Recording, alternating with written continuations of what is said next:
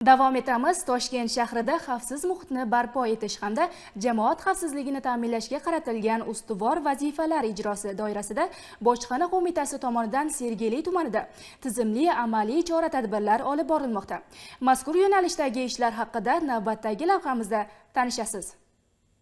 Bojxona qo'mitasi mas'ullari Sergeli tumani mahallalarida xavfsiz muhitni yaratish va huquqbuzarliklarning oldini olish tizimi samaradorligini oshirish bo'yicha amalga oshirilgan ishlarni o'rganish maqsadida tumandagi Oltin Vodiy mahallasida bo'ldi. Asosiy e'tibor mahallaning xilvat va qarovsiz hududlariga qaratilar ekan, bu kabi joylarda kelgusida turli jinoyatlar sodir etilmasligiga hech kim kafolat bermasligi ta'kidlandi. Shu sababli mahalladagi bo'sh yer maydonlaridan unumli foydalanish, tadbirkorlik subyektlarini jalb qilgan holda yangi ishchi o'rinlari yaratish istiqbollari muhokama qilindi. Mas'ullarga tuman hokimligi bilan hamkorlikda tegishli takliflarni tez fursatda ko'rib chiqish va amaliy choralar belgilash vazifasi yuklatildi. Bir guruh yurtdoshlarimiz bilan muloqot davomida ko'p qavatli uylar oldida o'zboshimchalik bilan qurilgan ayrim inshootlar mahalla aholisiga xalal berib kelayotganligi aniqlandi va qisqa fursatda demontaj qilish yuzasidan topshiriq berildi. Fuqarolar bilan muloqotdan so'ng ayrim hududlarni obodonlashtirish ishlarini jadallashtirish, hududni yanada obod va xavfsiz holatga keltirish maqsadida qo'shimcha ishchi kuchini jalb etish bo'yicha tuman mas'ullariga ko'rsatmalar berildi. Ma'lumotlarga ko'ra, Oltin Vodiy mahallasi hozirda sariq toifaga kiritilgan.